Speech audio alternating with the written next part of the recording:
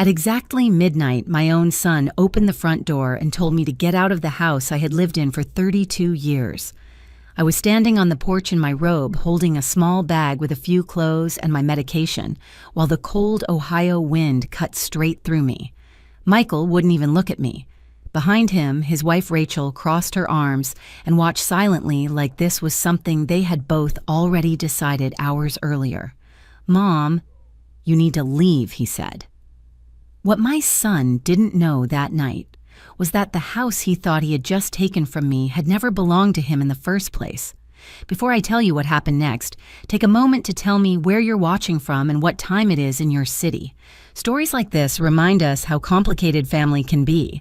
If you've ever experienced betrayal, even from someone you love, let me know in the comments. And if stories about resilience and truth matter to you, please like this video and subscribe so you won't miss the rest of what happened after that night. My name is Janet Walker, and until that night on the porch, I believed I understood my family. I'm 68 years old, a widow, and for most of my life, I lived in the same quiet neighborhood in Columbus, Ohio. The house Michael threw me out of wasn't some temporary place or an investment property. It was the home my husband Robert and I bought when our son was still a toddler. Every corner of that house carried a memory, some joyful, some painful, but all of them part of the life we built together. Robert used to say that houses were just wood, brick, and nails until people filled them with stories. If that was true, our house was overflowing with them. Robert Walker was a civil engineer. He spent decades working on highway projects and bridge repairs across Ohio. His job required patience and precision, two things he seemed to carry into every part of his life. He was the kind of man who fixed broken chairs instead of throwing them away and who believed a handshake meant something. I met him when we were both in our 20s. Back then, I worked as a junior accountant at a shipping company downtown. Robert had just started his engineering career, and neither of us had much money, but we had something better certainty that we wanted to build a life together. When Michael was born, Robert insisted we move out of our small apartment and find a house with a yard. "Kids need space to run," he said. We saved for nearly 3 years before we could afford the down payment. The house wasn't large, and it certainly wasn't fancy. 2 stories white, siding a small maple tree in the front yard and a wooden porch that creaked whenever someone stepped on it. But to us, it felt like the beginning of everything. Michael grew up in that house. I can still picture him as a little boy racing his bike down the driveway, while Robert pretended to be a traffic officer directing imaginary cars. Summer evenings were filled with backyard barbecues, neighborhood kids running through sprinklers, and Robert's loud laughter carrying across the fence. Christmas mornings were always chaotic. Wrapping paper everywhere, coffee brewing in the kitchen, Michael tearing open gifts faster than we could hand them to him. Those were the years when family felt simple. For a long time, Michael was a good kid. Curious, energetic, sometimes stubborn, but kind at heart. Robert was incredibly proud of him. When Michael left for college, Robert and I stood in the driveway watching his car disappear down the street. Robert wrapped his arm around my shoulders and said we did our job. I believe that too. After college, Michael moved to Chicago for a few years. He worked in sales for a tech company and seemed to be doing well. Robert and I were proud of the independence he had built for himself. But eventually, Michael decided he wanted to come back to Ohio. He said big cities were exhausting. He wanted something calmer. Around that time, Robert began having health problems. At first, it was small things, fatigue, stomach pain, doctor visits, that never seemed to lead to clear answers. Then came the diagnosis that shattered everything: pancreatic cancer. Anyone who has lived through that kind of news understands how time suddenly becomes different. Weeks feel like hours, and ordinary moments start carrying unbearable weight. Robert fought the illness with the same quiet determination he used in every other part of his life. But some battles cannot be won by determination alone. Within 14 months, my husband was gone. The silence he left behind in that house felt enormous. Michael came back to Columbus more frequently during those months. At first, I was grateful. Losing Robert had left a hole in my life that nothing could really fill, and seeing my son around helped ease that loneliness. After the funeral, Michael began visiting almost every weekend. He would mow the lawn, fix small things around the house, and ask if I needed groceries. Those gestures meant a lot to me at the time. Eventually, Michael met Rachel. I remember the first time he brought her over for dinner. She arrived with a bottle of wine and a bright smile complimenting the house before she even sat down. "Michael told me you've lived here forever," she said, looking around the dining room. "Almost 30 years, I replied. Rachel nodded thoughtfully as if she were evaluating something. At the time, I didn't think much about it. Michael and Rachel married a year later. Their wedding was small but beautiful, held in a park outside the city with close family and friends. Robert had already passed by then, and the empty chair beside me during the ceremony reminded me how much he should have been there. Still, I tried to focus on the happiness of the moment. Not long after the wedding, Michael told me he and Rachel were thinking about selling their condo. "We're looking for something bigger eventually," he explained one evening while we sat at the kitchen table. "Just temporary while we figure things out." I didn't hesitate. "You can stay here for a while," I told them. "The upstairs bedrooms are empty anyway." To me, it felt natural. Parents help their children. That's how families work. Michael looked relieved. Rachel smiled warmly and reached across the table to squeeze my hand. "That's so generous, Janet," she said. "We really appreciate it." For a while, everything seemed fine. Michael continued working in sales, and Rachel had a marketing job with a regional company. They paid for their groceries, helped with some household expenses, and life settled into a comfortable routine, at least on the surface. Looking back now, I realized something subtle had begun shifting during those months. Michael started speaking about the house differently. Not directly at first, just small comments here and there. "This place would look amazing with a modern kitchen," he said once while we were eating dinner. Another time, he mentioned that the neighborhood property values were rising and that the house could be worth much more after renovations. At the time, I thought he was simply making conversation. But there was something else hidden in the way he said those things. A quiet assumption, as if the house were already part of his future plans. And perhaps the strangest part is that I didn't correct him. Maybe it was grief. Maybe it was loneliness after losing Robert. Or maybe I simply wanted to believe that helping my son would keep our family close. So I let Michael believe something that wasn't entirely true. He assumed that one day when I was gone, the house would naturally become his. And I never told him otherwise. What Michael never asked, what he never even seemed curious enough to check, was the one detail that would eventually change everything: the actual ownership documents. Robert and I had taken care of those years earlier, and the truth written on those papers was very different from the future Michael had quietly started imagining. Rachel Carter Walker entered our family with the kind of charm that makes people feel slightly foolish for questioning it. When Michael first introduced her to me, she arrived at my house carrying a bottle of red wine and a perfectly rehearsed smile. She complimented the garden before even stepping through the front door. "Oh, Janet, your roses are beautiful," she said. "Michael told me you take care of them yourself." I remember feeling pleasantly surprised. Not everyone notices flowers. Rachel was 35 at the time, a marketing manager for a regional lifestyle brand. She dressed sharply, spoke confidently, and had the kind of polished presence that made people assume she knew exactly what she was doing in life. Michael seemed completely captivated by her, and honestly, at first, I understood why. During that first dinner, she laughed at Michael's old childhood stories, asked thoughtful questions about Robert, and even offered to help wash dishes afterward. She called me Janet at first, but by the end of the evening, she was saying Mom with such natural warmth that it caught me off guard. "You raised a wonderful man," she told me while we stood at the kitchen sink together. It was the kind of compliment that made a mother feel proud. Looking back now, I sometimes wonder if that moment was the first performance in a much longer play. For the first few months after Michael and Rachel married, everything seemed peaceful. They stayed busy with work, went out with friends on weekends, and occasionally joined me for dinner at the dining table where Robert and I had shared so many meals over the years.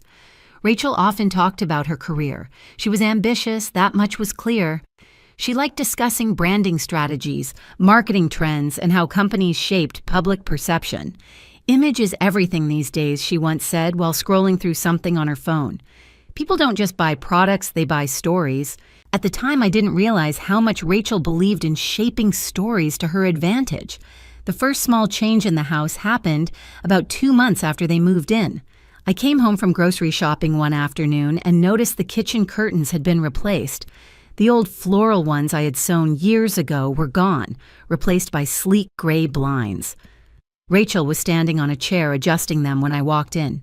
"Oh, Janet," she said brightly, "I hope you don't mind." The old ones looked a little dated. Her voice was cheerful, but something about the word dated stung. I forced a smile. "They were just curtains," I said. Rachel jumped down from the chair and stepped back to admire the window. "Now the kitchen looks so much cleaner," she said. "You'd be surprised how much small updates can transform a house." That was the first time I noticed how she said the word house. Not your house, just house. Over the following weeks, similar changes began appearing around the home. A new lamp in the living room, different cushions on the couch, a rearranged bookshelf. None of these things were dramatic, and each time Rachel introduced something new, she framed it as a helpful improvement. I just thought it would freshen the space, or Michael agreed this would look better. I tried not to overthink it. After all, they were living there too. But slowly, the house began to feel slightly unfamiliar. Rachel started inviting her friends over for brunch on Saturdays. They would sit in the dining room drinking mimosas while discussing vacations, careers, and real estate trends. More than once, I overheard Rachel giving them a casual tour of the place. "This is Michael's childhood home," she would say proudly. That sentence seemed harmless enough, but sometimes she said something else. "This house has incredible potential." The word potential appeared often in Rachel's vocabulary. One afternoon, I walked into the kitchen and found Rachel examining the cabinets with a measuring tape. "What are you doing?" I asked gently. "Oh, just looking at space options," she said. "For what a renovation eventually." Eventually. That word lingered in the air. A few days later, Michael brought up the subject for the first time. We were sitting on the back porch watching the sunset when he cleared his throat. "Rachel thinks the kitchen could really use an upgrade," he said. I raised an eyebrow. "It works fine." "Sure," he replied quickly. "But modern kitchens increase property value." Property value, another phrase I began hearing more frequently. The conversations about renovations continued over the following weeks.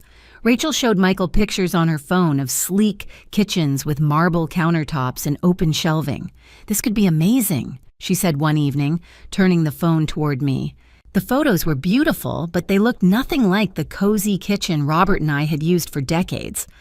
I didn't say no, but I didn't say yes either. Instead, I simply listened. What concerned me more was the way Rachel began interacting with everyday parts of the household. She started collecting the mail from the front porch every morning before I woke up. At first, I assumed she was just being helpful. Then I noticed something odd. One afternoon, I asked Michael about a bank statement that hadn't arrived. "Oh," he said casually. "Rachel probably grabbed it earlier." When I asked Rachel, she waved her hand dismissively. It must still be in the pile somewhere. The pile, however, never seemed to appear. Another small change happened with the locks on the front door. One Saturday afternoon, Michael announced he had replaced them. "For safety," he said. Rachel nodded approvingly.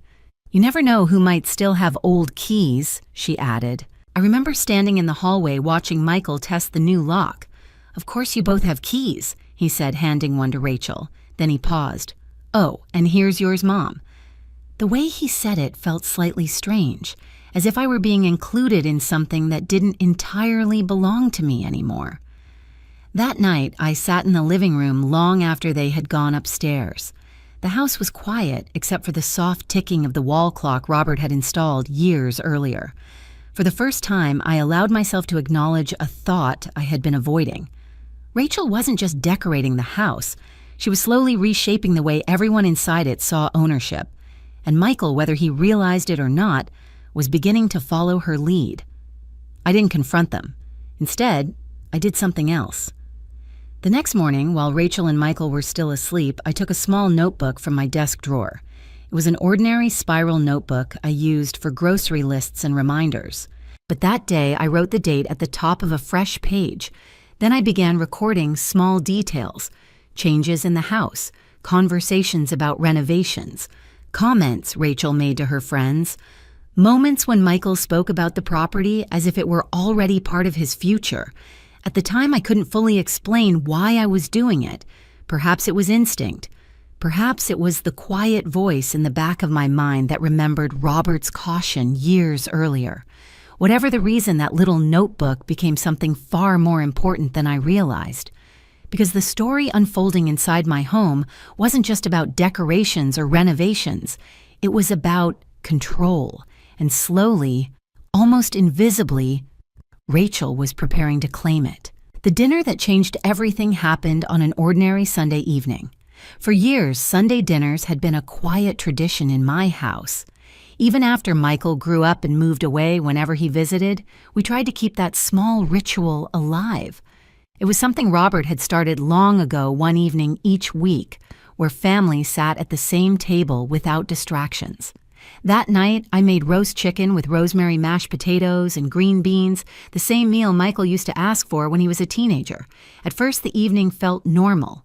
Michael poured wine. Rachel helped set the table. Soft jazz played from the small radio in the kitchen.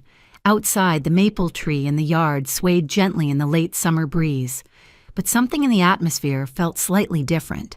Rachel seemed unusually quiet while we ate. Michael kept glancing at her as if waiting for a signal. About halfway through dinner, Rachel set down her fork and cleared her throat. "Janet," she said carefully, "Michael and I wanted to talk to you about something. Those words rarely lead to simple conversations."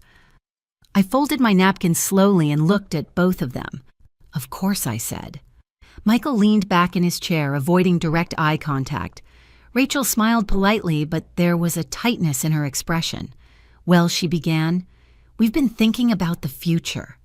The future, it sounded like such an innocent topic. "We really love this house."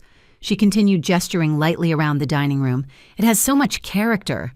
I nodded. "It's been good to us." Rachel's smile widened. "And that's exactly why we want to make sure it reaches its full potential." There was that word again. Potential. Michael finally spoke. "Rachel's been researching renovation options," he said. "Nothing crazy, just updates." "What kind of updates?" I asked. Rachel leaned forward, suddenly energized. "Well, the kitchen could definitely be modernized. Maybe remove the wall between the dining room and living room to create an open floor plan. And the upstairs bathroom could be expanded." She spoke quickly, like someone presenting a well-practiced proposal. Michael nodded enthusiastically. "It would increase the property value a lot." I took a sip of water, letting their words settle in the quiet space between us. "And where would I live during all this construction?" I asked calmly. Rachel and Michael exchanged a glance. It lasted only a second, but it told me they had already discussed this question privately. Rachel answered, "Well, we were actually thinking about that." Her voice had a gentle tone that reminded me of someone explaining something to a child. "The downstairs guest room would be perfect for you." I blinked. "The guest room?" "Yes," Rachel said brightly. "It's easier to access and you wouldn't have to deal with the stairs anymore." The guest room she was referring to was a small space near the laundry area. It had once been Robert's temporary office when he worked from home during winters. It was barely large enough for a bed and a small dresser. Michael added quickly, "It just makes more sense long term." I looked at him carefully. Long term, Rachel jumped back in. "Well, Janet, you know, as people get older, it's better to have everything on one floor." Her tone remained polite, but the implication was unmistakable. They weren't talking about a temporary arrangement during renovations. They were talking about a permanent change. My mind moved slowly through the implications. "Let me make sure I understand," I said quietly. "You're suggesting I move into the guest room so you two can redesign the rest of the house." Michael shifted in his chair. "Not just redesign," he said defensively, "improve." Rachel placed a reassuring hand on his arm. "It's for everyone's benefit," she said. "This house could become something amazing. Something amazing." I glanced around the dining room. The wooden cabinet Robert had restored himself. The framed family photos on the wall. The faint scratch on the table where Michael had accidentally dragged a toy truck across the surface when he was 6. Amazing had never been the point of this house. It had always been something else. Home. Rachel continued speaking, and eventually she added lightly, We'll need more space if we have kids. Michael nodded again. Yeah, that's another thing. I felt a strange calm settle over me. The conversation had finally revealed what had been quietly building for months. They weren't just talking about renovations. They were planning their future in this house. Without me. Rachel hesitated for a moment before adding something else. Also, she said, her voice softer, now it might be a good time to start thinking about other options. What kind of options, I asked. She tilted her head slightly. Well-assisted living communities are really wonderful these days. Michael looked uncomfortable, but he didn't interrupt. Rachel continued gently. Not immediately, of course, but maybe in a few years. There it was, the full picture. They wanted to reshape the house, then eventually reshape my place in their lives, and perhaps remove me from the house entirely. I sat very still. Part of me wanted to argue. Another part wanted to laugh at the absurdity. Instead, I simply studied their faces. Rachel looked hopeful. Michael looked nervous. Neither of them seemed to realize what they had just revealed. I picked up my fork again and took another bite of chicken. It had grown cold. That's a lot to think about, I said. Rachel relaxed slightly. We didn't expect you to decide tonight, she replied. Michael added, we just want what's best for everyone. Everyone. I nodded slowly. I understand.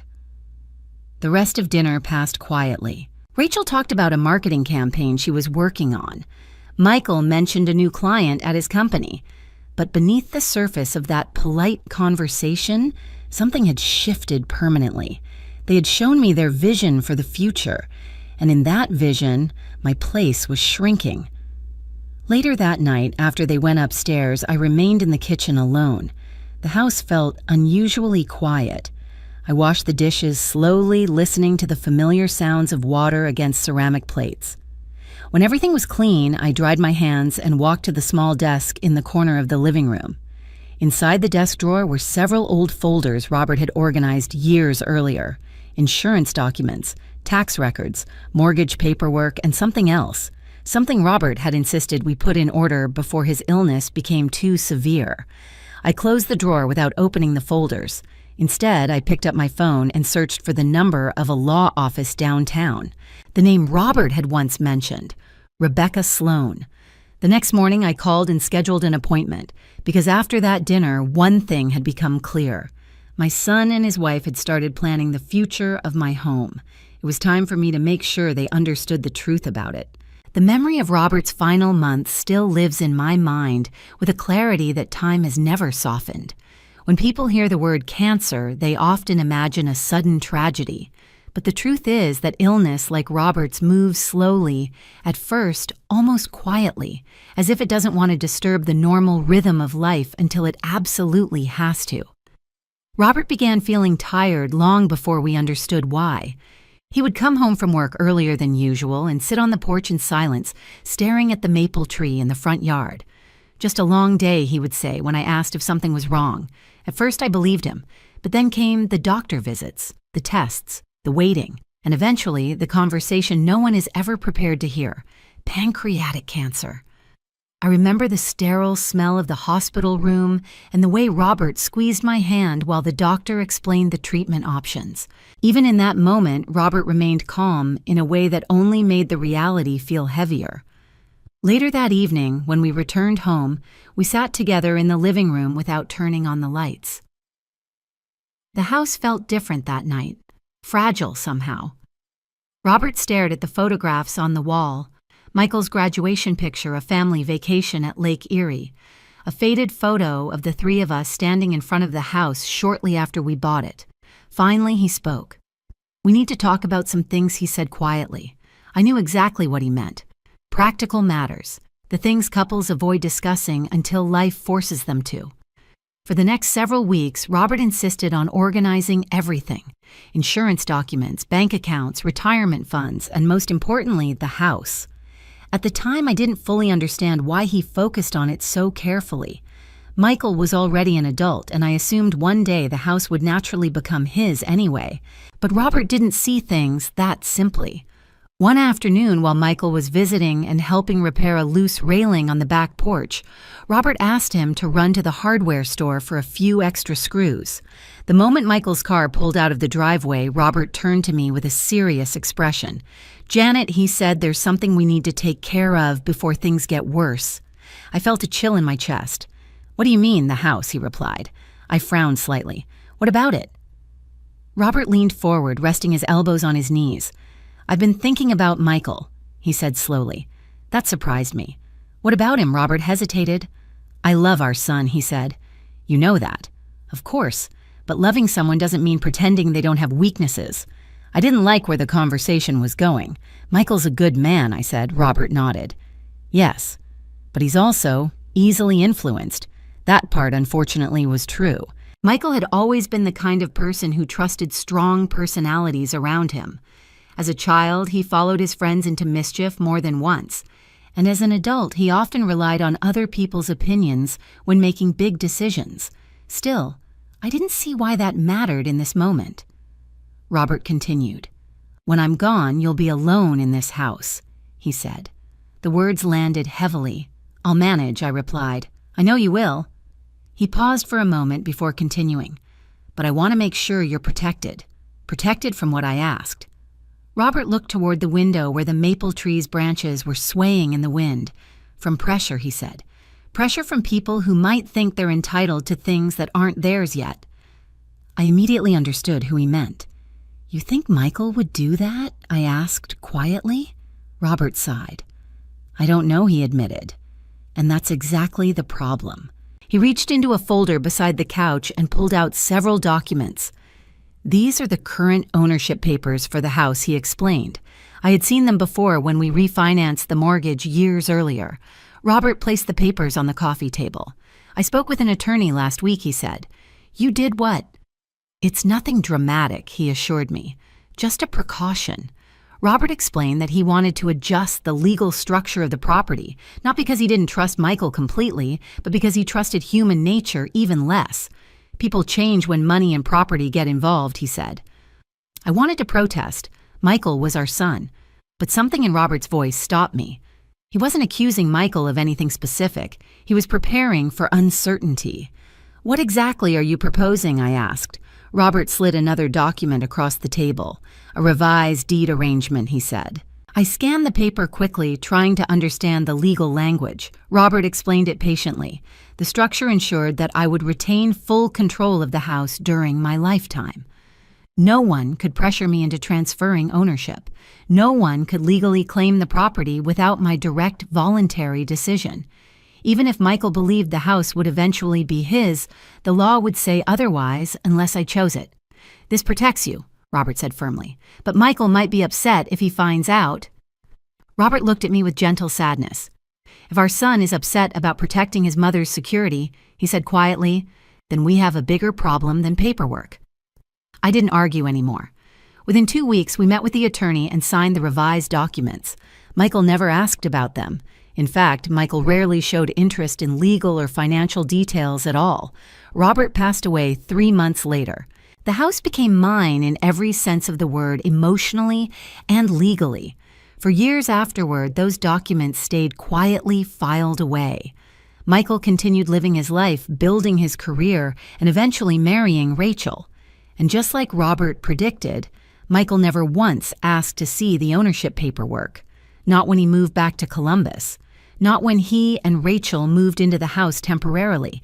Not when they began discussing renovations. He simply assumed that the future he imagined was already written somewhere.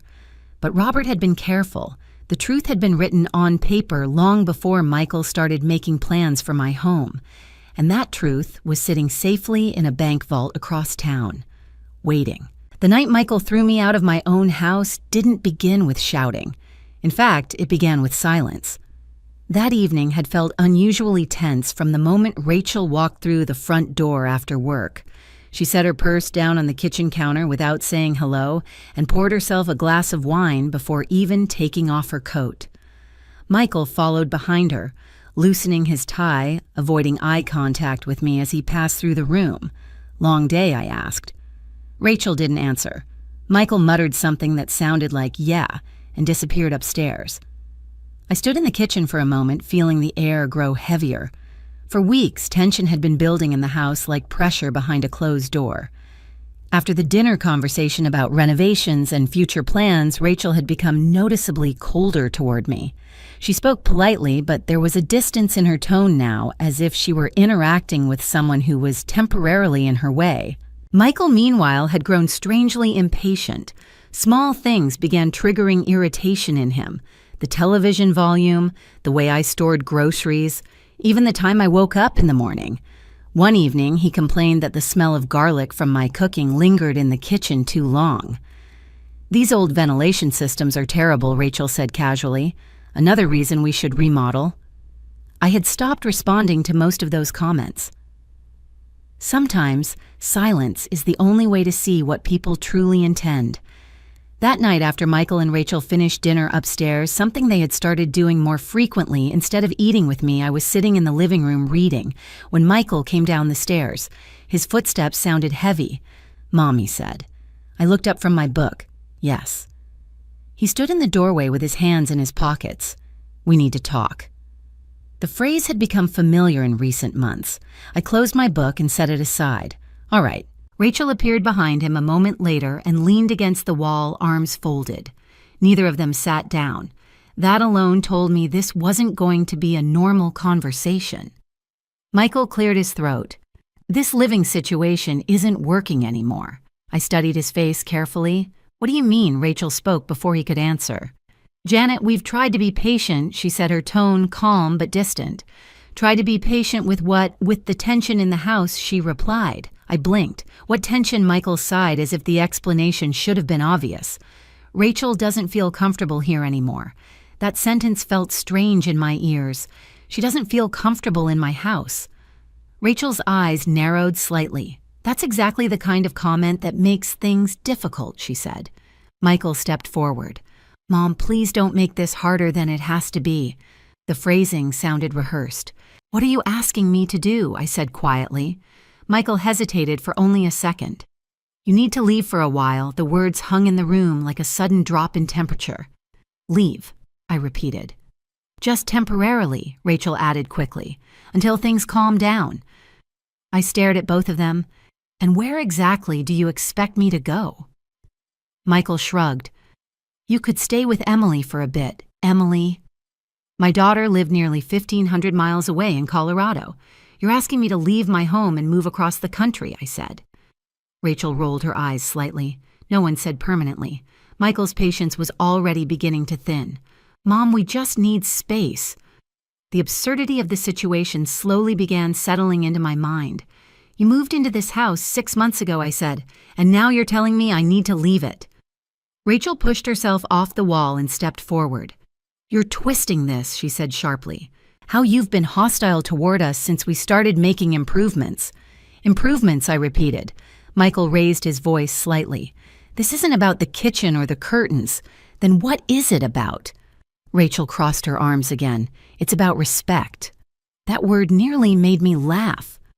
"Respect," I repeated slowly. "Yes," she said firmly. "You mean the respect of being pushed into the downstairs guest room?" Michael's jaw tightened. That conversation was about practicality. Practical for whom I asked. Neither of them answered. The silence stretched for several seconds. Then Michael suddenly turned and walked toward the hallway closet. "What are you doing?" I asked. He opened the closet and pulled out a small travel bag. Rachel watched quietly. Michael returned to the living room and tossed the bag onto the couch. "You should pack a few things," he said.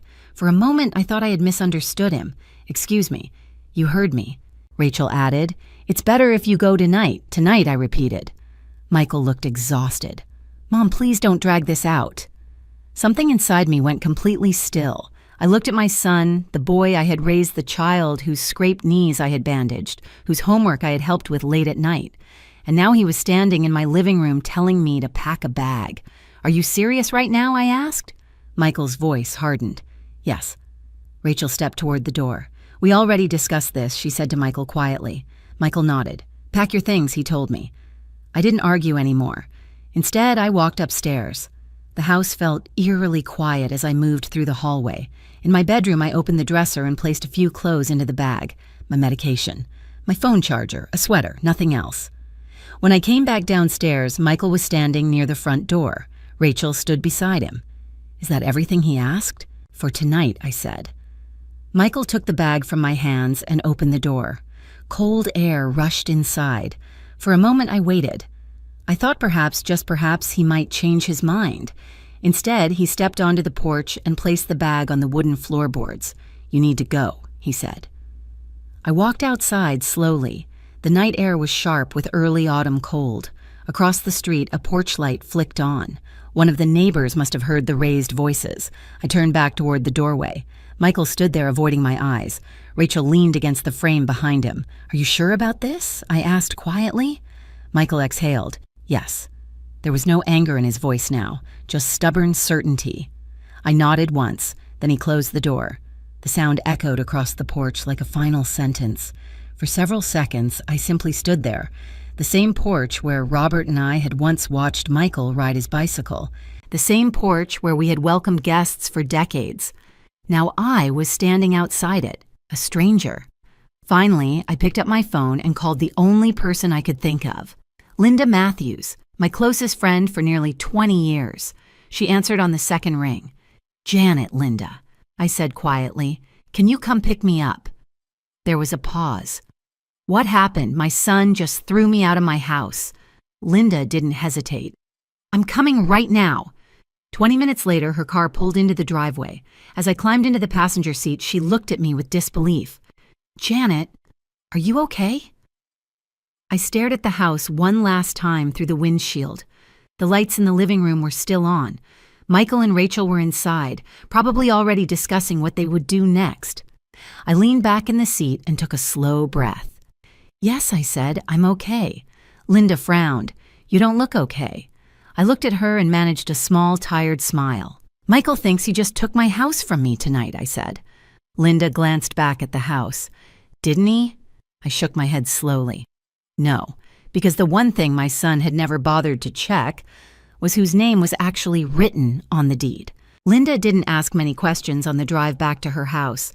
That was one of the reasons she had remained my closest friend for so many years. She understood when silence was more useful than conversation. The streets of Columbus were nearly empty at that hour. Streetlights stretched across the pavement in long orange reflections as we drove through quiet intersections. I sat in the passenger seat with my overnight bag on my lap, watching the familiar parts of the city slide past the window like scenes from a life that suddenly felt distant. After a few minutes, Linda finally spoke. "Are you warm enough?" she asked gently. "I'm fine," I replied. But my hands were still cold. Not just from the autumn air, from the shock that hadn't fully settled yet. Linda's house was only 15 minutes away. She lived in a modest ranch-style home in a peaceful neighborhood west of downtown. I had spent countless evenings there over the years, dinners, book club meetings, long conversations over coffee. Tonight, the house felt different, safer somehow. As soon as we stepped inside, Linda guided me toward the couch and wrapped a blanket around my shoulders. "Sit," she said. "I'm making tea." The simple kindness of that gesture nearly made my composure crack. While she moved around the kitchen, I looked down at my phone. No missed calls, no messages. Michael hadn't tried to contact me, not even once. Linda returned a moment later with 2 steaming mugs and sat beside me. Now she said quietly, "Tell me what happened." I explained everything. The conversation in the living room, Rachel's accusations, Michael telling me to pack a bag, the door closing behind me. Linda listened without interrupting, but the disbelief on her face grew stronger with each sentence. When I finished, she leaned back against the couch and shook her head. "I can't believe Michael did that." Neither could I, but belief wasn't necessary anymore. Reality had already made the decision for us. "What are you going to do?" Linda asked carefully. For the first time since leaving the house, I allowed myself to think about that question seriously. And the answer was surprisingly clear. "Tomorrow morning," I said slowly, "I'm going to the bank." Linda frowned. "The bank?" "Yes." She studied my face. "You're not telling me something." I hesitated. Then I exhaled. "You remember Robert insisting on reorganizing our legal documents before he passed away?" Linda nodded. "You mentioned that years ago." "Well," I said quietly, "some of those documents are in a safe deposit box." Linda leaned forward slightly. "What kind of documents?" "The deed to the house." That got her attention. Her eyebrows lifted, and I took a sip of tea before answering. And Michael has no idea what those papers actually say. Linda stared at me for a moment. "Janet," she said slowly, "are you telling me that the house isn't legally his?" I shook my head. It never was. For a few seconds, neither of us spoke. Then Linda let out a long breath. "Well," she said finally, "that's going to be one interesting conversation." I didn't smile, because the truth was I wasn't thinking about conversation anymore. I was thinking about clarity, about facts, about the quiet power of legal documents. That night, I slept in Linda's guest room, or at least I tried to sleep. But every time I closed my eyes, the image of Michael standing in the doorway replayed in my mind. His voice, his certainty, his belief that the house was already his. By the time morning arrived, my sadness had transformed into something steadier. Resolve. Linda drove me to the bank shortly after 9. The building was downtown, a tall structure of glass and stone that I had visited many times over the years.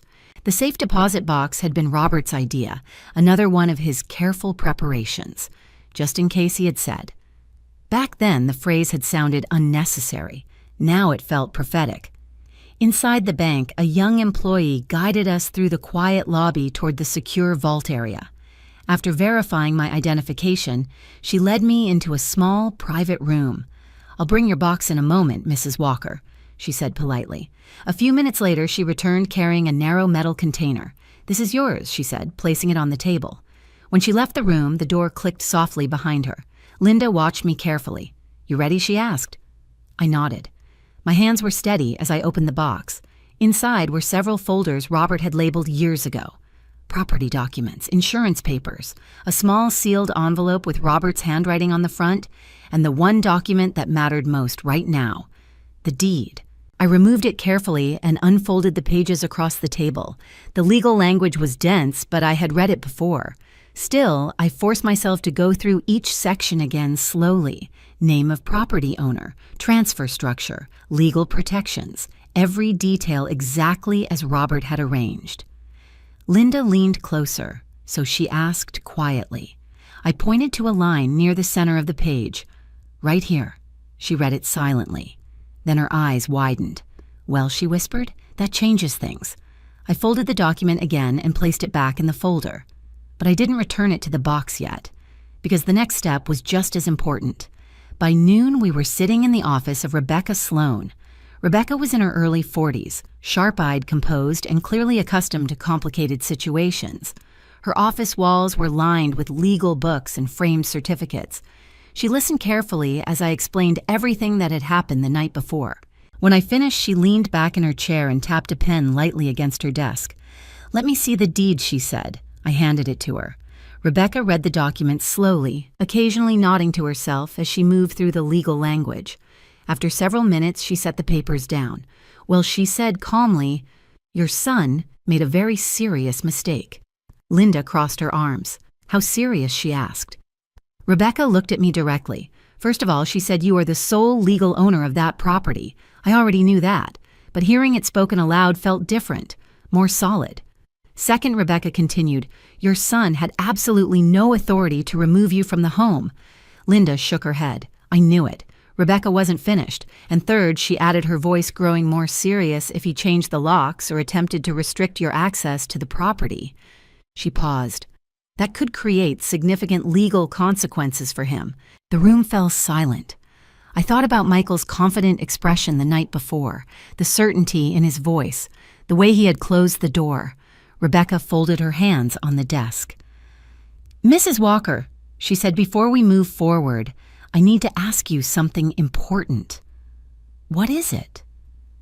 "Do you want to resolve this quietly within the family?" She paused.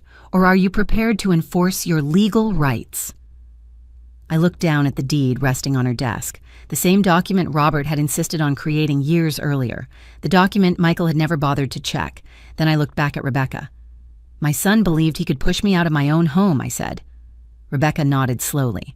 "In that case," she replied, "we should start by sending him a letter, not just any letter, a legal notice, one that would force Michael to finally read the truth written on those papers."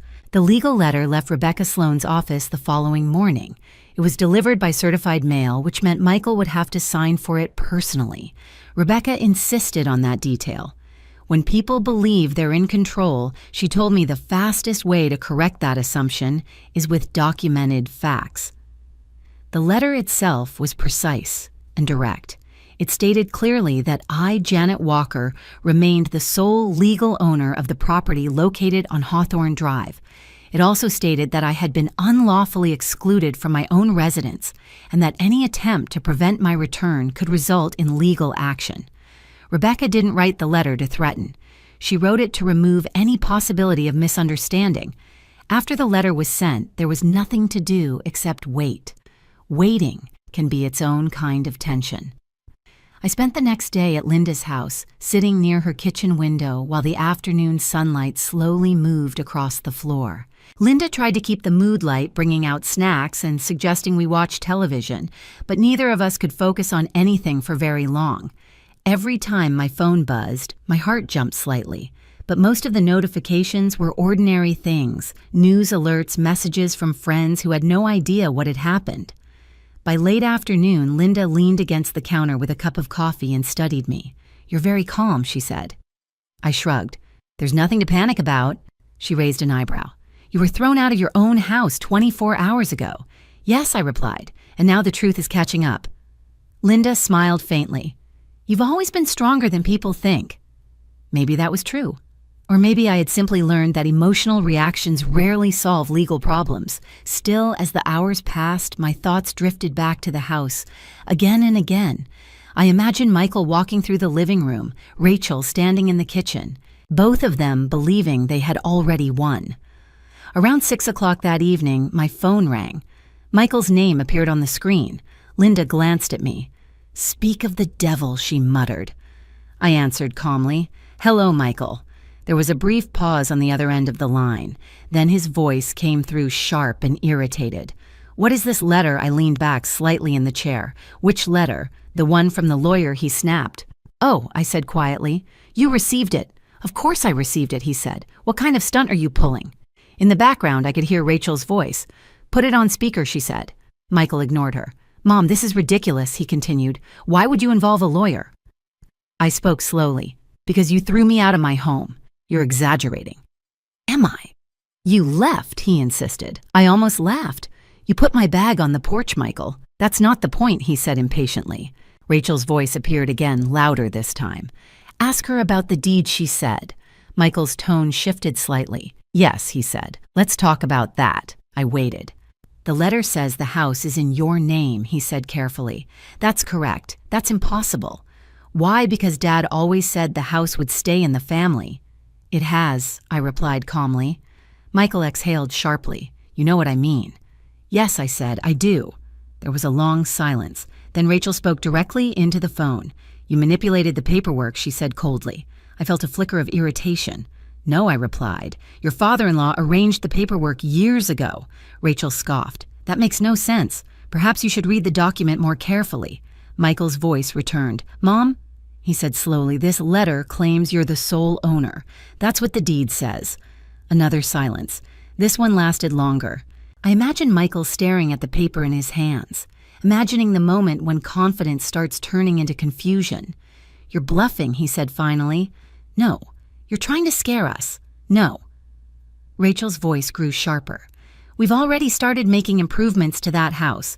"What kind of improvements?" I asked. "A contractor came yesterday," she said. "Did he?" "Yes." "For what purpose?" "To look at the kitchen layout." I closed my eyes briefly. Rebecca had predicted something like this. "Rachel." I said calmly, "Did you sign any construction contracts?" There was a pause. "That's none of your business. It is if the property belongs to me." Michael sounded increasingly frustrated. "This is insane," he said. "You can't just kick us out." The irony of that statement nearly took my breath away. "I'm not kicking you out," I replied. "I'm informing you of the legal situation. You're twisting everything," he argued. "Am I?" "Yes." Rachel cut in again.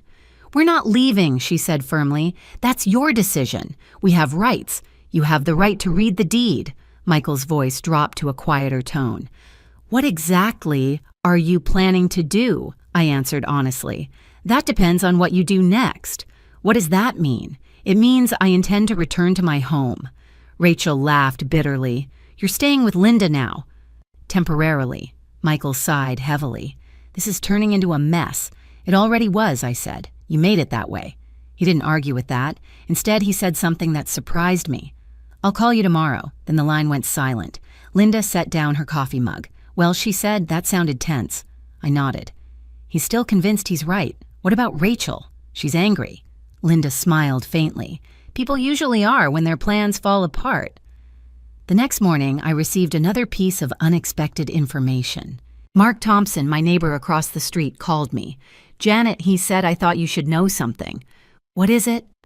I saw Michael and Rachel changing the locks yesterday. I closed my eyes slowly. They replaced them. Yes. Did you happen to notice when late afternoon Mark replied? A locksmith truck was parked outside. Rebecca had warned me about this possibility.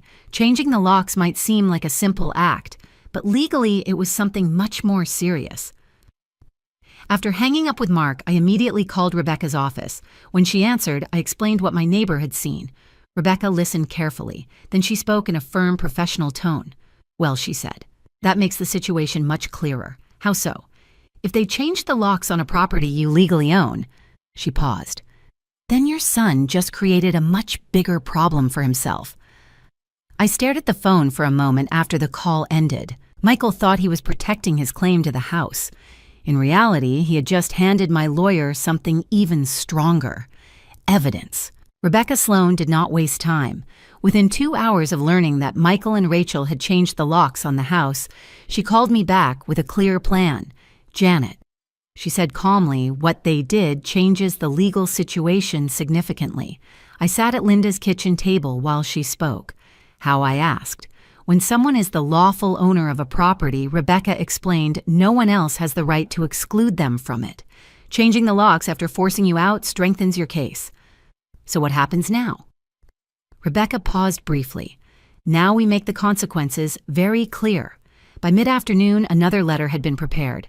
This one was stronger than the first. It stated plainly that Michael and Rachel had unlawfully excluded the legal owner of the property from entering her own residence. It demanded immediate restoration of access and warned that continued occupation without permission could lead to civil action. Rebecca also added something else, a deadline. 24 hours. When she finished reading the draft to me over the phone, she asked the same question she had asked the day before.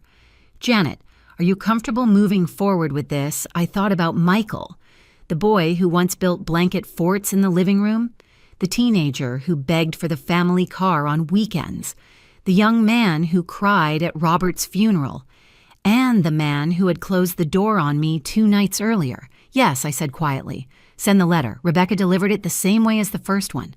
Certified mail, no confusion, no excuses. By early evening, my phone rang again. Michael, I answered. Hello? His voice sounded very different this time, less confident. Mom, we need to talk. We already are. I mean in person.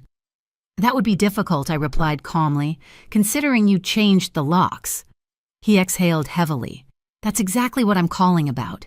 In the background, I could hear Rachel pacing. You should never have involved lawyers, she said loudly enough for me to hear. Michael lowered his voice. Rachel, please. Then he returned to the phone. Mom, this is getting out of hand. Is it yes? You threw me out of my house. You keep saying that, he replied, because it's true. Silence stretched between us for several seconds. Finally, Michael spoke again. I read the deed, and you're listed as the owner. That's correct. But there has to be more to it, he insisted. There isn't. Rachel's voice cut through the line again. She must have changed it after Dad died. I sighed. No. Michael sounded confused now. Then why would Dad do that? I closed my eyes briefly, because he wanted to make sure I was protected. Protected from what Michael asked. I didn't answer immediately. From you. The thought stayed inside my mind. Michael continued speaking. Mom, listen, this doesn't have to become a legal fight. You already made it one. We can work something out. What kind of arrangement? Rachel stepped closer to the phone. You can move back in, she said sharply. I raised an eyebrow. How generous. You'd still have the guest room, she added. I almost laughed. You're still talking about moving me into the guest room. It's the practical solution, she insisted. Michael sounded uncomfortable. Rachel. No, she continued. This is ridiculous. She's making a huge deal out of nothing. I spoke quietly. Rachel, you changed the locks on my house. So you locked the legal owner out of her own property. Michael interrupted quickly. Okay. We shouldn't have done that, Rachel snapped. Michael. But he kept talking. It was a mistake, he admitted. The word mistake sounded strange coming from him. Then fix it, I said. How give me back my key? Rachel scoffed. You already have a key. Not anymore. Michael hesitated. We can change the locks again. You should. Rachel exploded. Absolutely not. The tension on the phone became almost tangible. Michael tried to calm her down. Rachel, just wait. No, she said. We're not giving up the house. You never owned it, I replied. Rachel laughed bitterly. You're acting like we're criminals. You're acting like the house is yours. Another long silence. Michael sounded exhausted now. Mom, why didn't you ever tell me about the deed? I considered the question carefully. You never asked. That's not fair. Why not? Because families don't hide things like that. I felt a slow sadness rise in my chest. Families also don't throw their mothers out at midnight. Michael had no answer for that. After a moment, he spoke again. Look, we've already made plans for the house. What kind of plans? Rachel answered immediately. We were going to refinance. The word landed heavily. I sat up straighter. Refinance? Yes, she said. The property value has increased a lot. We could use the equity. For what purpose? Michael hesitated. Rachel didn't. Investments, she said quickly. Rebecca's voice echoed in my mind. People change when money is involved. How much debt do you have? I asked quietly. Rachel fell silent. Michael tried to change the subject. That's none of your business. It becomes my business when you try to use my house to solve it. Another silence. This one felt different, more revealing. Finally, Michael said something that confirmed my suspicion. We just needed some help, he admitted. How much help? He didn't answer. Rachel spoke instead. We're not discussing our finances with you. You already tried to solve them with my house. Rachel's voice sharpened. You're unbelievable. Michael sounded defeated now. Mom, can we meet tomorrow? We're at the house. The request hung in the air. For the first time since this conflict began, he was asking instead of telling. I'll consider it, I said. Please, he added. Before I could answer, Rachel grabbed the phone from him. This isn't over, she said coldly. Then the line went dead. Linda looked at me from across the table. Well, they're scared now, I said quietly. She nodded. That tends to happen when the truth shows up. I looked down at the deed copies Rebecca had given me earlier. The paper felt surprisingly heavy in my hands. Michael had believed the house was already his. Rachel had built plans around that belief. But assumptions are fragile things. And now, slowly, those assumptions were beginning to collapse. The meeting was scheduled for the next afternoon, not at the house, at Rebecca Sloane's office. That was Rebecca's decision. Neutral ground is always better when emotions are involved, she told me over the phone that morning, and it ensures everyone behaves appropriately. Michael had hesitated when Rebecca suggested it, but he eventually agreed. Rachel, according to him, was less enthusiastic about the idea. That didn't surprise me. Rachel preferred environments where she felt in control. A law office was not one of those places. Linda insisted on driving me there. You shouldn't walk into something like this alone, she said. The office building stood downtown, a quiet brick structure with tall windows and a polished brass directory near the entrance. Rebecca greeted us in the reception area and guided us into the same conference room where we had met 2 days earlier. A long wooden table filled the center of the room. Several folders rested neatly in front of Rebecca's chair. Michael and Rachel should be here shortly, she said. I sat down and folded my hands together. Despite everything that had happened, a small part of me still hoped the conversation would end with some kind of understanding. Families break in many ways, but sometimes they find their way back. 15 minutes later, the door opened. Michael stepped in first. Rachel followed behind him. For a brief moment, none of us spoke. Michael looked tired. His hair was slightly disheveled, and the dark circles under his eyes suggested he hadn't slept much.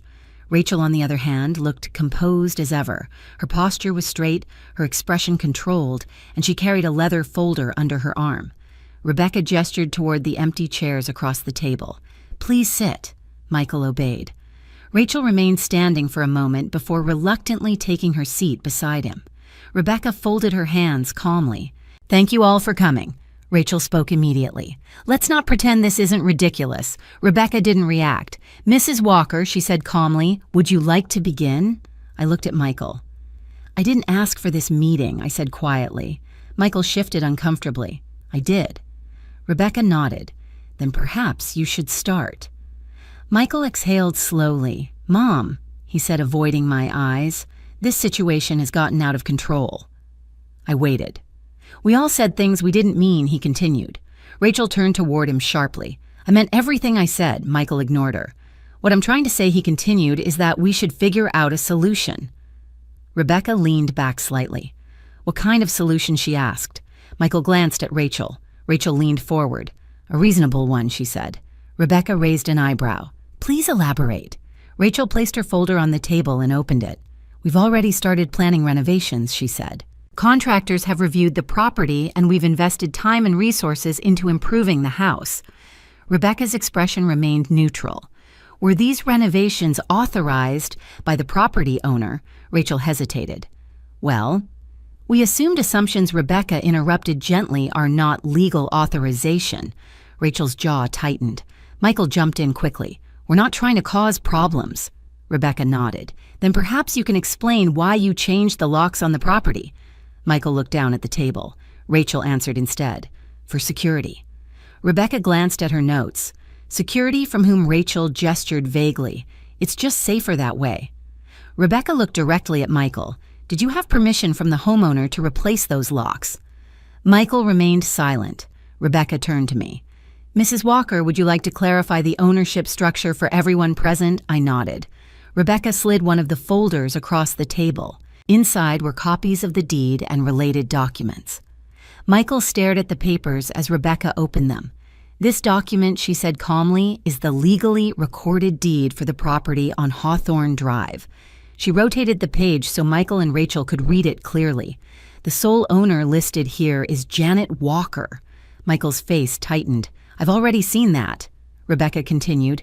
"The deed was revised several years ago with the consent of Janet Walker and her late husband, Robert Walker." Rachel leaned forward impatiently. "That doesn't mean anything. People update paperwork all the time." Rebecca nodded slightly. "Yes, they do." She turned to another page. "What matters is the legal effect of those updates." She tapped the document with her pen. "This structure gives Janet Walker exclusive ownership and control of the property during her lifetime." Rachel scoffed. "So what? She still invited us to live there." "Yes," Rebecca replied calmly, "as guests." Michael rubbed his forehead. "This is insane." Rebecca's tone remained measured. "No, Mr. Walker. What's insane is believing you could remove the legal owner from her own property." Michael looked at me for the first time since entering the room. "Mom, why didn't you tell me?" I answered honestly. "You never asked." Rachel slammed her hand lightly on the table. "This is manipulation." Rebecca tilted her head slightly. "How so? You're twisting legal language to make Janet look like the victim." Rebecca's eyes narrowed slightly. "She is the victim." Rachel laughed bitterly. "We've been living there for months." "As guests," Rebecca repeated. Michael leaned forward. "We paid for groceries, utilities, maintenance." Rebecca nodded. "And that was appreciated. But that doesn't give you ownership," she added calmly. Michael sat back again. The room fell quiet. Then Rebecca placed another document on the table. "This," she said, "is the locksmith invoice dated 2 days ago." Rachel stiffened. "How did you—" "Your neighbor witnessed the work and confirmed the company name," Rebecca replied. She slid the invoice toward them. "This shows that the locks were changed after Janet Walker had been forced to leave the property." Michael stared at the paper. Rachel looked furious. Rebecca folded her hands again. "Which means," she said, "you knowingly excluded the legal owner from entering her own home." Rachel crossed her arms. "So what now?" Rebecca met her gaze. "Now we discuss the next step." Michael looked at me. "Mom, what do you want?" The question echoed through the room. What did I want? For a moment, memories of Michael as a child filled my mind. His first bicycle, his school plays, the way he hugged me after Robert died. Then the image of the front door closing on me returned. I took a slow breath. "I want my home back," I said quietly. Michael lowered his head. Rachel stared at me with disbelief. "You're serious," she said. "Yes. Rebecca spoke calmly. That means Michael and Rachel must vacate the property. Rachel's chair scraped loudly against the floor as she stood. This is unbelievable. Michael remained seated. For the first time since this began, he looked genuinely lost. Rachel, he said softly. But she was already walking toward the door. You deal with this, she snapped. Then she left the room. The door closed behind her. Michael stared at the floor. I didn't think it would go this far, he said quietly. I looked at him. It already did. After Rachel stormed out of Rebecca's office, the room felt strangely quiet. For several seconds, no one spoke. Michael remained seated at the conference table, staring at the documents in front of him, as if they had suddenly become written in a language he didn't understand. Rebecca closed one of the folders calmly. Mr. Walker, she said, would you like a few minutes? Michael shook his head slowly. No. It's fine. But it clearly wasn't fine. His shoulders looked heavier than they had when he first walked into the room. I studied him carefully. For the first time since this whole situation began, the certainty that had driven his actions seemed to be fading. Rebecca leaned back slightly in her chair. There's something else we should address, she said. Michael looked up. What? Rebecca slid another paper toward him. This is a financial disclosure form, she explained. Michael frowned. I didn't fill that out. No, Rebecca replied calmly. But your wife mentioned refinancing the property. Michael glanced toward the door Rachel had just slammed behind her. That was just an idea. Rebecca's expression remained neutral. An idea that involved using the property as collateral. Michael didn't answer. Rebecca continued. Before we move forward, it would be helpful to understand why that idea existed in the first place. Michael rubbed his temples. This isn't relevant. It absolutely is, Rebecca said. Michael looked at me. Mom, do we really have to do this? I spoke gently. I think we do. The room fell quiet again. Michael stared at the table for a long moment before finally speaking. Things haven't been great lately, he admitted. Rebecca waited. Michael sighed heavily. My business deal last year didn't work out. What kind of deal? Rebecca asked. An investment opportunity, he said vaguely. What kind of investment? Michael hesitated. Rachel would have hated this conversation. But Rachel wasn't in the room anymore. Cryptocurrency, he admitted. Linda, who had quietly taken a seat near the wall earlier, raised an eyebrow. That market crashed last year, she said. Michael nodded grimly. I know. How much did you lose? Rebecca asked calmly. Michael didn't answer immediately. The silence stretched for several seconds. Finally, he spoke again. Almost $200,000. The number hung in the air like a sudden storm. Even Rebecca's expression changed slightly. And that's not all, Michael added quietly. What else? I asked. Michael looked embarrassed now. Credit cards. How many? 5. Rebecca wrote something down on her notepad. Outstanding balance, Michael exhaled slowly. Around 90,000. Linda let out a low whistle. That's a lot of debt, Michael nodded. Yeah, Rebecca looked thoughtful. So the refinancing plan, she said, was intended to address those debts. Michael nodded again. Rachel had framed it as an investment strategy, but the truth was simpler. They needed money, fast, and the house seemed like the easiest solution, Rebecca said. Michael didn't argue with that. I felt a deep sadness rise in my chest. Michael, I said quietly, why didn't you just talk to me? He looked up sharply. What would that have changed? You might have avoided all of this. Michael shook his head. You wouldn't have understood. I almost smiled sadly at that. Try me. Michael looked away. It wasn't just the debt, he said. What else was there? He hesitated again. Then he said something I hadn't expected. Rachel lost her job. Rebecca looked up. When? 3 months ago. Linda frowned. She never mentioned that. Michael laughed bitterly. Of course she didn't. The pieces of the puzzle were beginning to come together, the renovation plans, the urgency, the refinance idea. All of it had been driven by financial pressure. How long have you been struggling? I asked. Michael shrugged. A while. And you thought the solution was to push me out of my house. He didn't answer. Instead, he asked something that surprised me. Did Dad know? The question caught me off guard. Know what? That I might end up like this. I thought about Robert's quiet concern years earlier. He knew you sometimes trusted the wrong ideas, I said gently. Michael looked down again. I thought he promised the house would be mine one day. He never promised that. He implied it. No, I said softly. You assumed it. Michael didn't argue. For the first time since this conflict began, he looked like a man confronting his own mistakes. Rebecca closed the financial folder. This information helps explain the motivation behind your actions, she said calmly. But it doesn't change the legal situation. Michael nodded. I understand. And the house, she asked. Michael hesitated. Then he said something very quietly. I guess we'll have to leave. The words felt heavy, but they also felt necessary. Linda leaned toward me slightly. You okay? She whispered. I nodded slowly. Yes, but the truth was more complicated. Watching your child face the consequences of his own actions isn't satisfying. It's heartbreaking. Michael looked at me again. Mom, I really didn't think this would happen. What did you think would happen? I asked. That you'd stay with Emily for a while. And then Michael shrugged helplessly. I don't know. That was the problem. He had never thought beyond the first step. Rachel had been the one making plans. Rachel had been the one pushing forward. And now Rachel had walked out of the room. Rebecca gathered the documents neatly. We'll arrange a timeline for vacating the property, she said. Michael nodded again. Then he asked one final question. Is Rachel allowed to come back to the house? Rebecca looked at me. That decision was mine.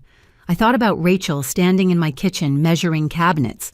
Rachel laughing with her friends about potential.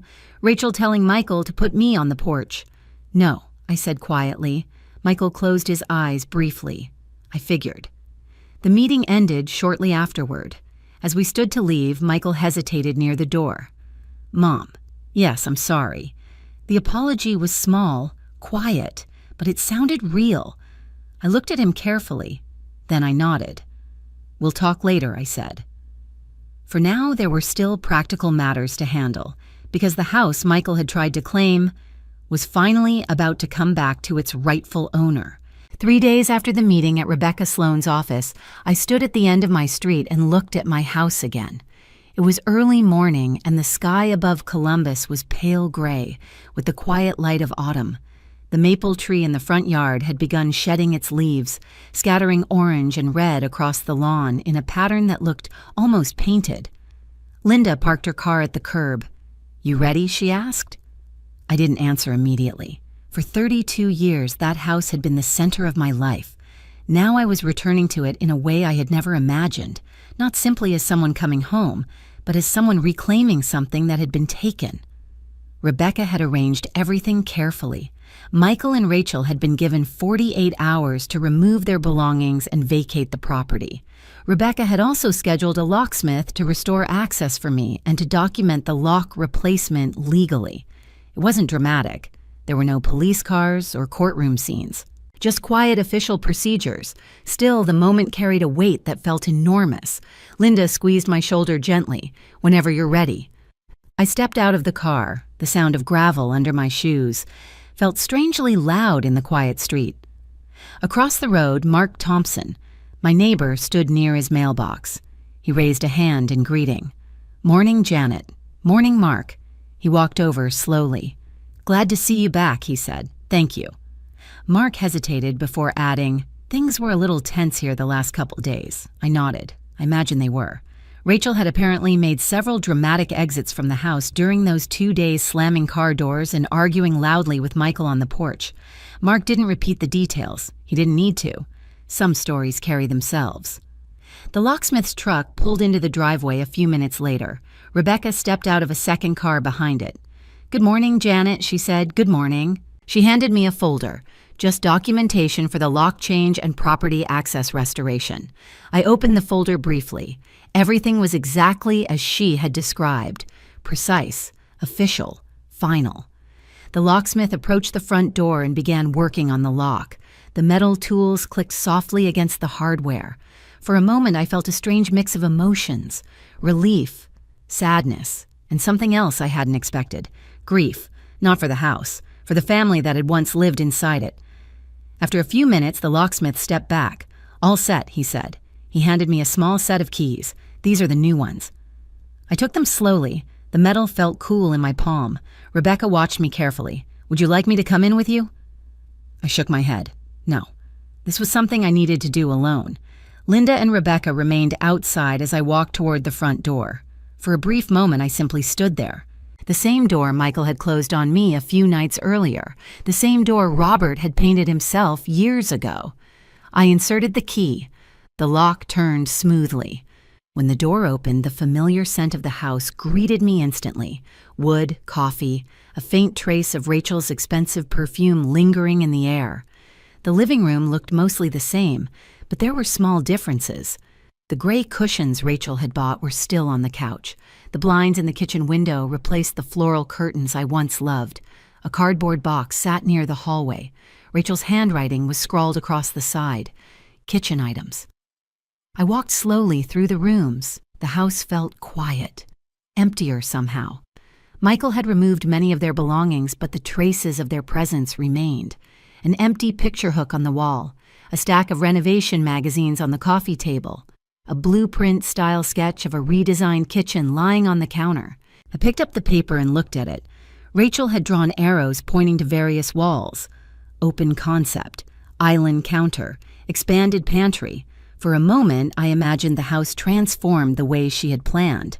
Modern, stylish, unrecognizable.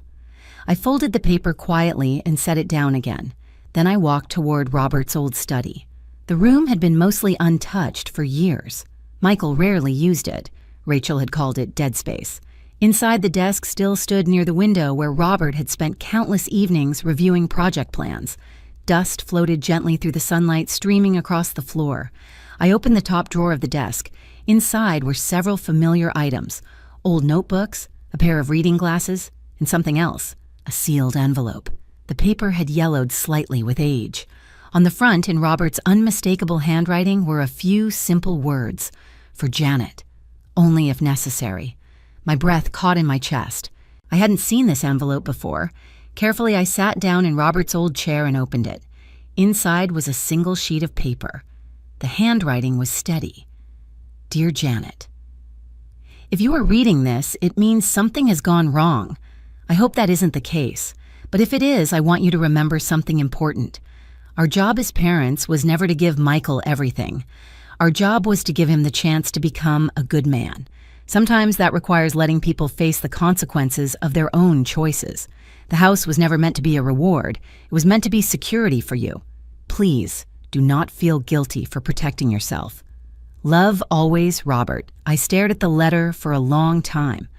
Robert had understood something I hadn't fully accepted until now. Love and responsibility are not always the same thing. After a few minutes, I folded the letter carefully and placed it back in the envelope. Then I walked back toward the front door. Rebecca and Linda were waiting outside. Well, Linda asked. I stepped onto the porch. It's still home, I said quietly. Rebecca smiled slightly. That's because it is. Behind me, the house stood exactly where it had always been, but something inside it had changed. And something inside me had changed too, because the night Michael threw me out of that door, I thought I had lost everything. Now I understood the truth. I had only lost an illusion. For the first few days after I returned to the house, the silence felt almost overwhelming. When people imagine reclaiming something that was taken from them, they often picture a moment of triumph, music swelling in the background, a sense of victory filling the air. But real life rarely works that way. The house was quiet in a way it hadn't been for months. Rachel's voice was gone. Michael's footsteps on the stairs were gone. Even the tension that had lingered in every room had disappeared. And yet the emptiness felt heavy. I spent the first morning opening windows and letting fresh autumn air move through the rooms. The breeze carried the scent of fallen leaves from the yard and rustled the curtains gently. Some of Rachel's changes were still there, the gray blinds in the kitchen, the new lamp in the living room. I considered removing them, but for the moment, I left everything exactly as it was. Sometimes you need to sit with the evidence of what happened before you can decide what comes next. Later that afternoon, Rebecca stopped by to check on me. She stood in the kitchen looking around with quiet satisfaction. Feels different already, she said. It does.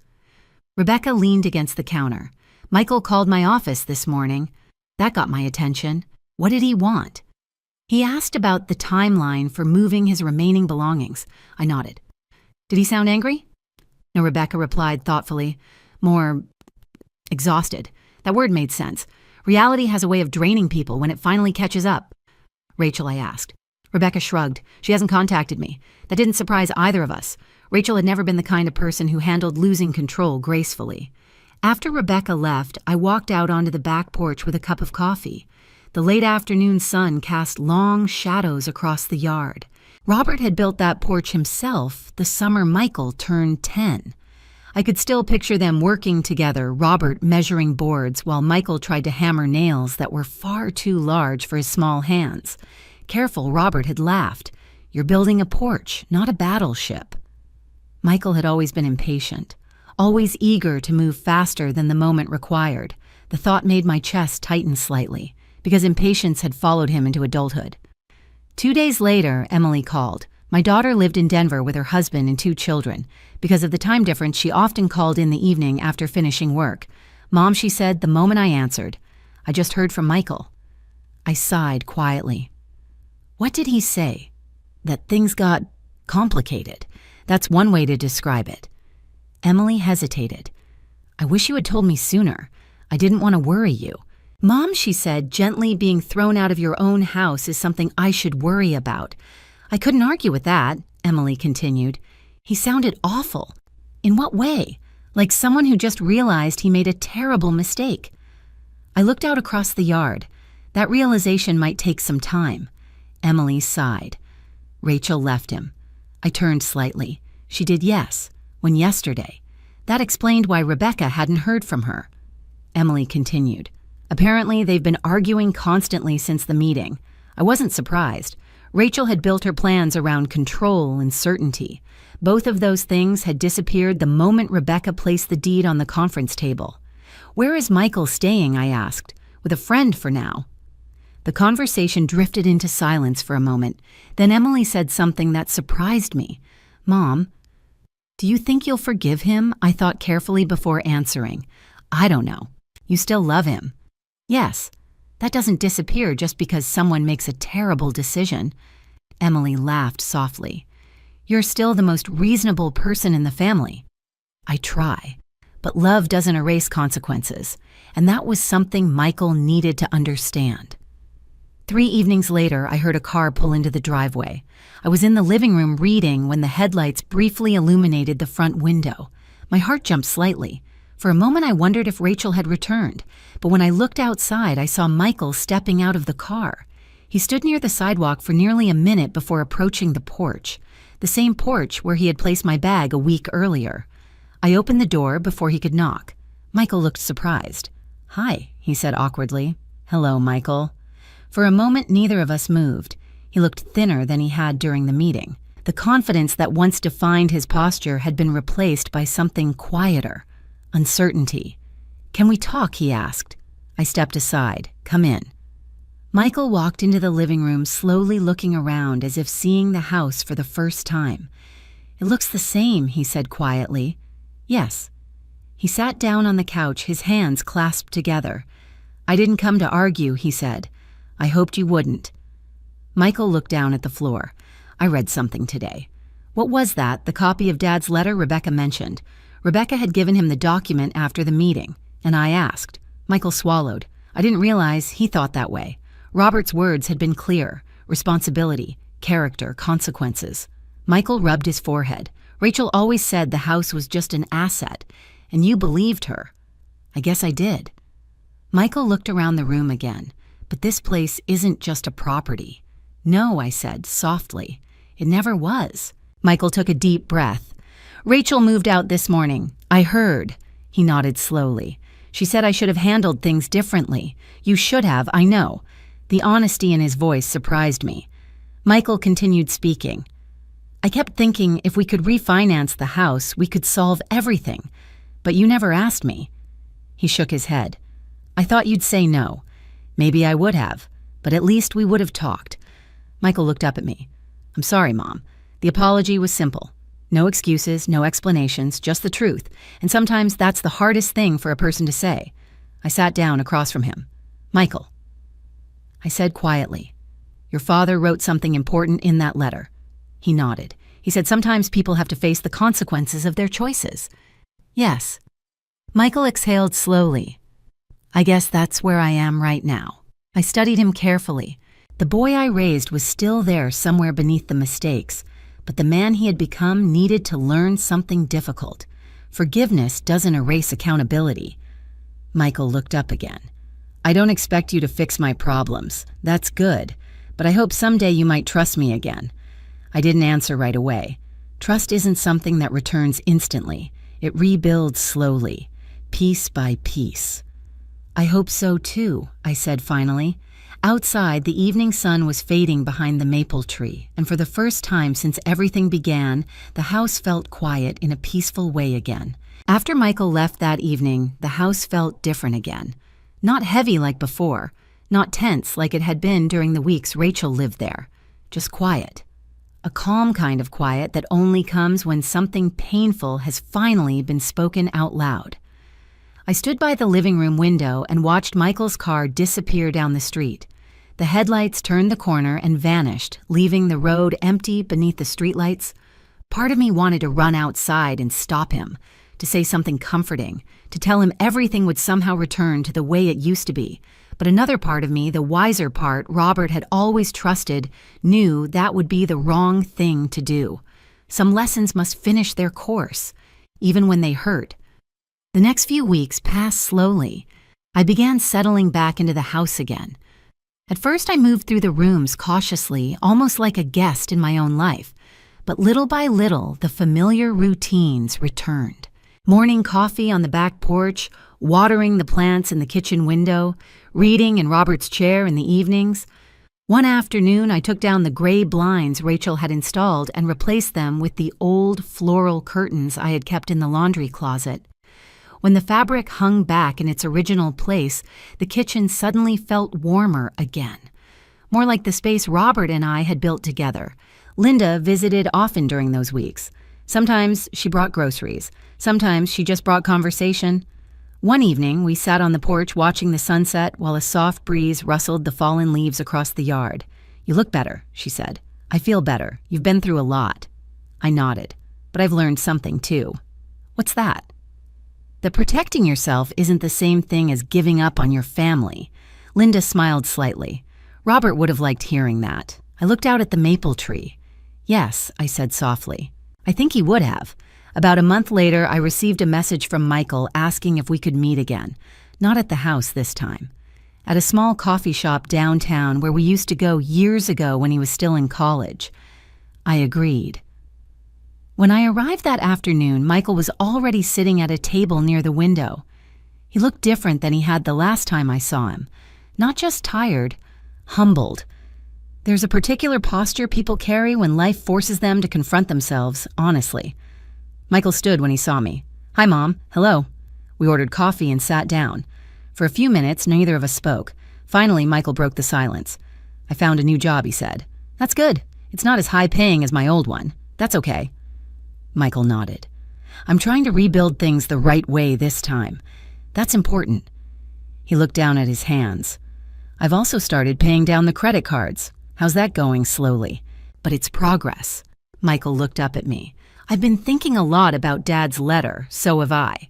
"He wasn't just talking about money," Michael said. "No, he was talking about responsibility. Yes." Michael leaned back in his chair. "I used to think success meant getting ahead quickly. And now I think it means learning from the mistakes you make." I smiled slightly. "That's a better definition." Michael hesitated for a moment before speaking again. "There's something else I wanted to say. What is it I understand why you didn't let me move back into the house? That wasn't an easy decision, I know." Michael took a deep breath. "But I respect it." That word mattered. Respect. It had been missing for a long time. "Your father once told me something I said. What he said, love, should never require you to surrender your dignity." Michael nodded slowly. "I think I understand that now." We finished our coffee quietly. When we stood to leave, Michael hesitated. "Can I visit the house sometime?" he asked. The question wasn't a demand, it was a request. That alone showed how much had changed. "Yes," I said. "But things will be different, I know." Michael smiled faintly. I think they should be. 2 weeks later, he came by on a Sunday afternoon, the same day of the week that used to be our family dinner tradition. We didn't cook anything elaborate, just soup and bread, but the atmosphere felt calmer than it had in a long time. Michael helped wash the dishes afterward. At one point, he paused and looked around the kitchen. I forgot how peaceful this house can feel, he said. That's because it was built with care, I replied. Michael nodded. Not just with money. No, with time. He dried the last plate and placed it carefully in the cabinet. Then he turned toward me. Thank you for giving me another chance to sit here. I looked at him for a moment. Just remember something. What a second chance isn't the same as a reset. Michael smiled slightly. I understand. The truth was that healing doesn't mean pretending nothing happened. It means learning how to live honestly after something difficult changes you. And both of us had changed. Michael had learned humility, and I had learned something just as important.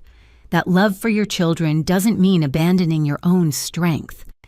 As the afternoon sunlight filtered through the kitchen window, I realized something. The house still held the same memories it always had, but the future inside, it would be different. Not perfect, not simple, but honest. And sometimes, honesty is the strongest foundation a home can have. Winter arrived quietly that year. By early December, the maple tree in the front yard had shed the last of its leaves, leaving bare branches stretching against the pale Ohio sky. Frost began appearing on the grass in the mornings, and the air carried that sharp cold that always reminded me of Christmas approaching. For the first time in months, the house felt steady again. Not exactly the same as before everything happened, but steadier. Healing doesn't rewind life, it reshapes it.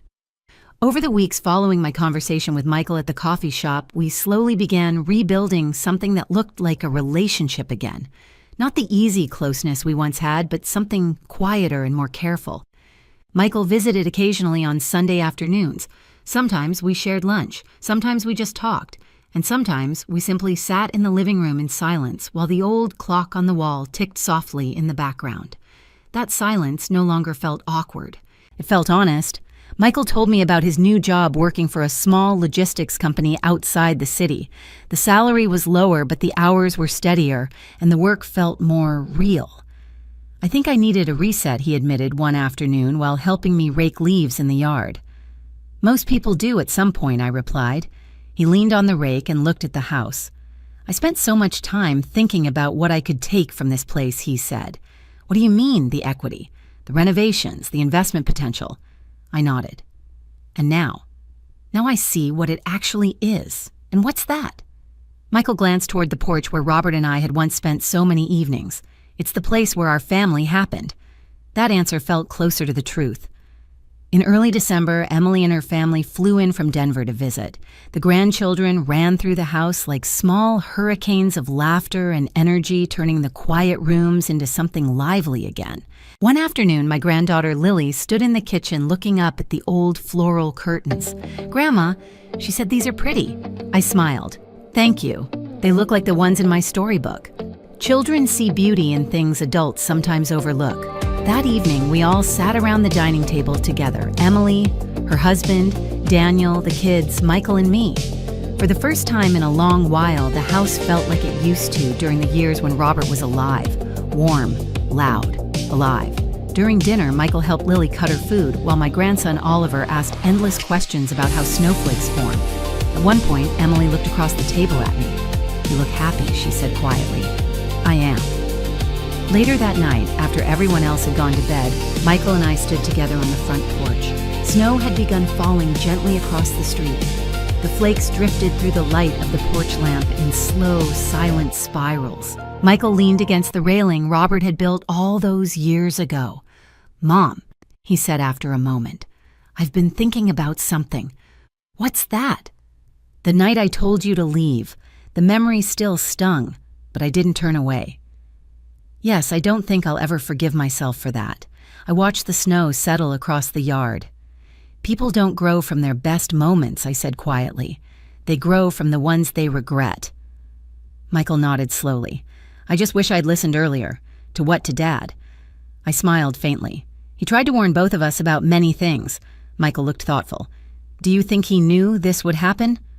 I thought about Robert's letter in the desk drawer. I think he understood human nature. Michael exhaled slowly. I'm trying to become someone he would be proud of. That's a good goal. We stood there quietly for a few more minutes watching the snow fall. Then Michael said something unexpected. Mom, what are you going to do with the house someday? I glanced toward the front door. I'm not thinking about that right now. But eventually, I shrugged. Eventually, we'll see. Michael nodded. Fair enough. The truth was that the house had already served its greatest purpose. It had been the place where Robert and I built a family, the place where my children grew up, and the place where I had learned one of the hardest lessons of my life, that love does not require surrender, and that dignity must sometimes be defended even against the people we care about most. A few weeks later, just before Christmas, I made one more small change in the house. I cleared out Robert's old study and turned it into a quiet workspace, not for business, but for something else. I began volunteering with a local organization that helps senior citizens understand their legal rights when it comes to property and family disputes. Rebecca Sloan had introduced me to them. Apparently, my story wasn't as unusual as I once believed. Many older people face pressure from relatives who see homes and savings as opportunities instead of responsibilities. If my experience could help even one person avoid that situation, then perhaps something meaningful had come from all of it. On Christmas morning, the house was full again. Emily's children tore open presents in the living room while Michael helped Daniel shovel snow from the driveway. I stood by the kitchen window for a moment watching them. The future wasn't perfect, but it was honest. And honesty, I had learned, was stronger than any illusion. Michael had thrown me out of my own house at midnight. That part of the story would always remain true. But what he didn't know that night was that the name on the deed was only part of the real lesson, because the most important thing I reclaimed wasn't just the house. It was my voice, my dignity, and the understanding that a home is not defined by who tries to take it from you. It's defined by the strength you find when you stand your ground and refuse to lose it. Life has a strange way of revealing people's true character when money, property, or power enter the picture. Many families believe they will never face those kinds of conflicts. Yet situations like these happen far more often than we imagine. One of the hardest lessons I learned is that love for family does not mean surrendering your security or your dignity. Helping your children, supporting them, and believing in them are beautiful parts of being a parent. But protection of your own life and stability is not selfish, it is necessary. Boundaries are not punishments, they are protection. Sometimes the people we love make terrible mistakes. Sometimes they allow pressure, fear, or pride to guide their choices. But accountability is not cruelty. In many cases, it is the only path that allows real change to happen. My son and I are still rebuilding our relationship. It will take time. Trust always does. But I believe something important came from this experience. The truth eventually reveals itself. And when it does, standing with honesty, strength, and dignity will always matter more than winning an argument. If you've ever faced betrayal, conflict, or difficult family choices, I'd love to hear your story.